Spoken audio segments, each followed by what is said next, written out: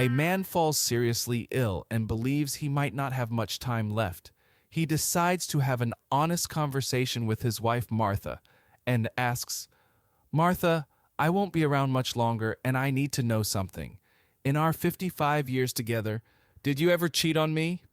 Martha, feeling the weight of the moment, answers, Well, Henry, I must tell you the truth.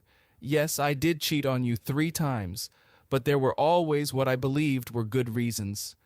Henry is understandably upset by her response, but composes himself and asks, I had no idea. Can you explain what you mean by good reasons?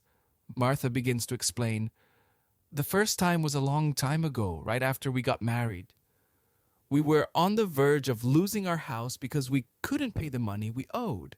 Do you remember that evening when I went to see the bank manager? The next day, he told you we could have more time to pay. Henry recollects the visit to the bank and says, I can forgive you for that. You saved our house. But what happened the second time?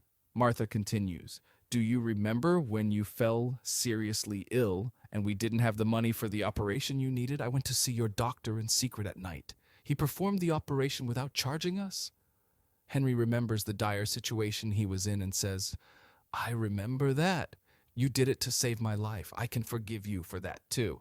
Now, what about the third time? Martha sighs and says, Well, the third time was when you wanted to become the president of your golf club, and you were 68 votes short. Sue decides to give her husband, Dan, a call while he's at work. She asks, Dan, can you spare a few minutes to talk? Dan responds, Sorry, sweetheart, it's really not a good time right now. I'm about to enter a very important board meeting, so please, can it wait? Sue insists, But it won't take too long. I have something to tell you. There's some good news and some bad news. Dan sighs, Sue, I really can't right now. Just quickly tell me the good news, and we'll talk about the rest later. Sue hesitates for a moment and then says, All right then, the good news is that the airbag in your brand new Mercedes works very well. During a camping trip, little Henry and his teacher found themselves sharing a tent, as all the other tents were occupied. Little Henry, being a curious child, asked, Can I play with your belly button? My mom always lets me do that when we camp. The teacher, finding it a bit unusual but not wanting to be unkind, agreed and said, Sure. After a few minutes, the teacher couldn't help but exclaim, Whoa, whoa, whoa! That's not a belly button! To which little Henry replied, Whoa, whoa, whoa! That's not a finger!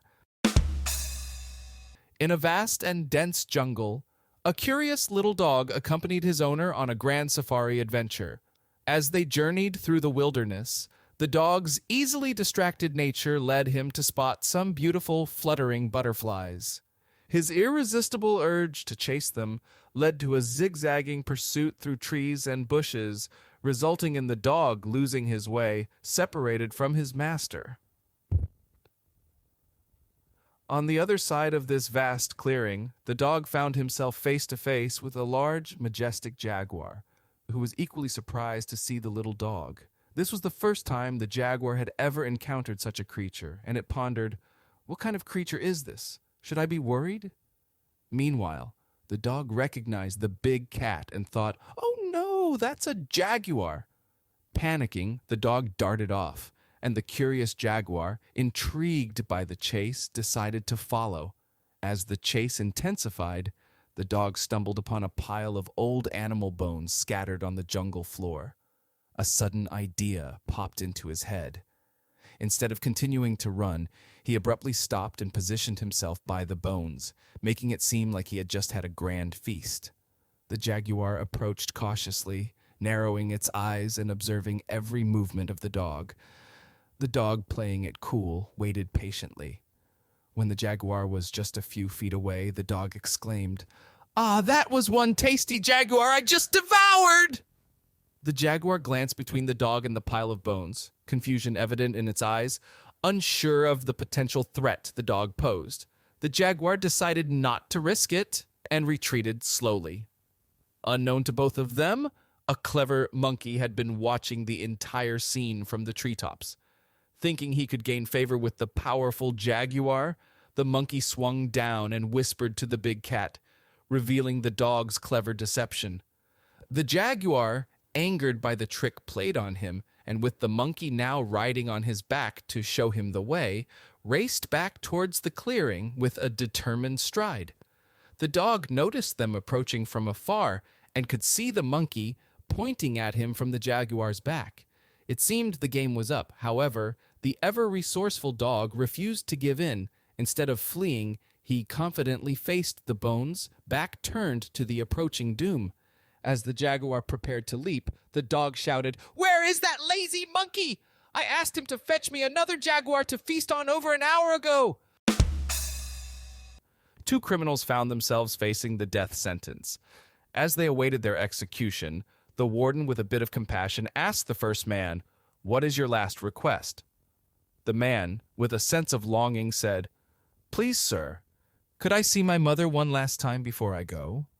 The warden, touched by the request, turned to an officer and asked him to fetch the man's mother. In the meantime, he turned to the second man and inquired, "And you? Any last requests?" The second man appeared deep in thought for a moment. He glanced at the first guy, who seemed to be on the brink of a somewhat emotional reunion, and then he finally answered, with a wry smile, "Nah, just don't let that guy see his mom." A man was on his way to a local bar, looking forward to a relaxing evening. As he approached the entrance, he encountered an unexpected obstacle. A nun holding a sign that read, "Alcohol is evil." The determined sister wasted no time in launching into a passionate tirade about the perils of alcohol. She declared, "Alcohol is evil. Alcohol is the devil's tool." The man stood there, attentively listening to the nun's fervent sermon. She continued, "What would your parents think?" This particular statement struck a chord with the man as he contemplated what his late parents might think about his drinking habits. He explained to the nun that both of his parents had passed away, and he genuinely had no idea how they might feel about his choices. Despite the man's somber reflection, the nun pressed on, tirelessly enumerating the evils of alcohol. She even went as far as to suggest, "Your parents are cursing your name from hell." This was the point where the man's patience began to wear thin. He finally decided to confront the nun with a question of his own. "Well, how do you know how bad alcohol is?" he challenged her. "Have you ever even tried a drink before?" The nun, in a moment of self-reflection, admitted, "Well, I guess I have never tried it." The man seized the opportunity to make a deal with the nun. He offered to buy her a drink with a condition. If she didn't like it, he'd swear off alcohol for good. The nun, seeing the sincerity in his offer, agreed to the terms. Together they ventured into the bar, drawing more than a few curious glances from patrons. The man, feeling rather amused by the situation, asked the nun what she would like to drink. With a sense of uncertainty, she turned to him and inquired, "What do ladies usually drink?" To this the man responded, "Gin." He promptly ordered a gin for the nun, and she hesitantly took a sip. To everyone's surprise, she admitted that she quite liked it. After savoring the flavor of the drink, the nun suddenly had a change of heart. She decided it was time to leave the bar and embark on a journey of repentance for her own sins. As the man watched the nun make her hasty exit, he couldn't help but feel a bit bewildered by the peculiar encounter. He turned to the bartender and explained, "You won't believe the strange conversation I just had with a nun outside." And that night, he probably shared a laugh about the unexpected twist with his fellow bar patrons. Once upon a time, there was a woman who had been through the trials and tribulations of love and had been thrice divorced. Her past was marred by abusive relationships, runaways, and disappointing bedroom encounters. Still, she remained hopeful, refusing to let her faith in love wane. With determination in her heart, she decided to give love another chance. To signal her availability and readiness for a new relationship, she placed a heartfelt ad in the local newspaper, detailing her past struggles and expressing her desire for a fresh start. She knew that there had to be someone out there who could truly make her happy. A few days later, as she went about her daily routine, She heard the doorbell ring. Surprised, she opened the door, and to her amazement, she was greeted by a man with no arms and no legs. Despite her initial shock, the man smiled warmly and said, "Hi, I saw your ad in the newspaper. I was hoping I could be your new boyfriend."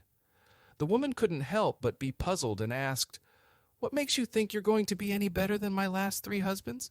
With a calm and reassuring tone, he responded, "Well, you see, I have no arms, which means I won't be able to hurt or abuse you physically, and I have no legs, so running away or abandoning you is simply out of the question."